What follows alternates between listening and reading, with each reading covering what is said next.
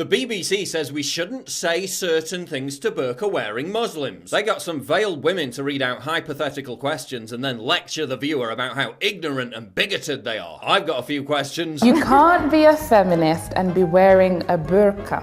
If anybody was to say that to me, they would be like, oh, she's the biggest feminist you can find. Okay, so why did one of the first ever Arab Muslim feminist groups, the Egyptian Feminist Union, encourage women to discard their burqas? The very act of Arab feminist leaders like Huda Sharawi discarding the burqa was one of the symbolic acts that led to Muslim women in Egypt winning the right to an education. Rejecting the burqa has been an integral part of actual feminism in the Middle East for nearly 100 years. If feminism is about a woman's right to make her own choices, then this is one of it. Really? Did the 16-year-old girl in Canada who was strangled to death by her own brother for not wearing the veil get to make her own choice? Did the 4-year-old girl in India whose father smashed her brains out on the floor after her head covering slipped get to make her own choice? Why are children as young as 3 and 4 made to wear the burqa and the hijab at all? Did they get a choice? Do these women in Saudi Arabia look like they had a choice as they're literally herded around like farmyard animals? Did the woman in Saudi Arabia who wore a skirt get a choice? Oh no, that's right, she was hunted down by the police and arrested. The niqab is so practical. Practical?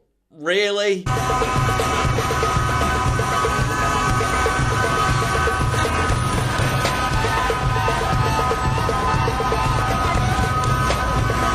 So practical. The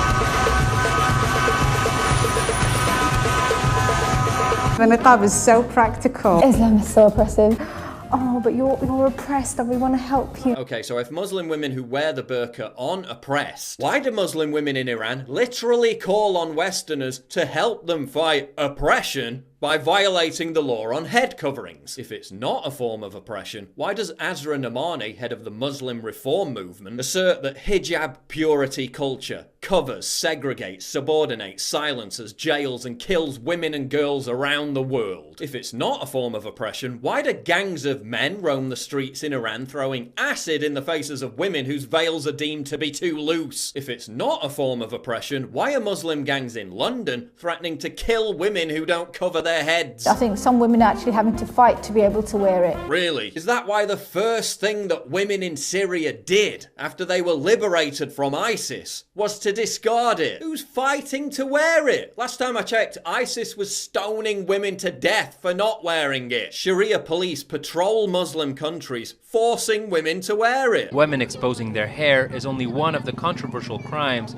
considered to be against local Sharia law. And by the way, we don't undermine a woman who does not wear the face veil or the hijab at all. Really? So are women in Europe who are being beaten by Sharia patrol gangs for not wearing it being undermined? What about women in Sweden who are being refused service in shops if they don't wear it? Are they being undermined? Go back to your own country. When it's a problem, something happens. But when you want your curry, when you want your samosas, when you want the glitter, when you want to put bindis on your forehead to go to Wireless Festival, it's all good. No one who puts bindis on their heads, which by the way is a Hindu thing, so why are we even talking about it? No one who does that and then goes to music festivals is walking up to Muslims on the street and asking them, why don't you go back to your own country? Where did the BBC get these dumb questions from? It's cultural. It's never been Islamic. So it's cultural and not Islamic. Okay, so why do you wear it? I am wearing it for God. It's an act of worship. Right, so it's cultural, not Islamic, but you wear it for Allah, so it's Islamic. What are you hiding there?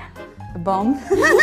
Yeah, why are you laughing about suicide bombings less than 3 months after a suicide bomber in the UK blew up a bunch of kids at a pop concert? I've also got a few questions for the BBC. Why are you using taxpayer money to normalise the oppression of women? Why are you trying to popularise something that's clearly abnormal for an open liberal society? Why are you also trying to normalise other backward Islamic practices like people marrying their cousins? Something that's caused a huge spike in childhood deaths in the UK of Muslim children. Why are you continually shoving regressive belief systems down our throats in the name of progressivism and diversity? Women being smothered in black cloths to obey the whims of a brutal, archaic 7th century patriarchy isn't progressive.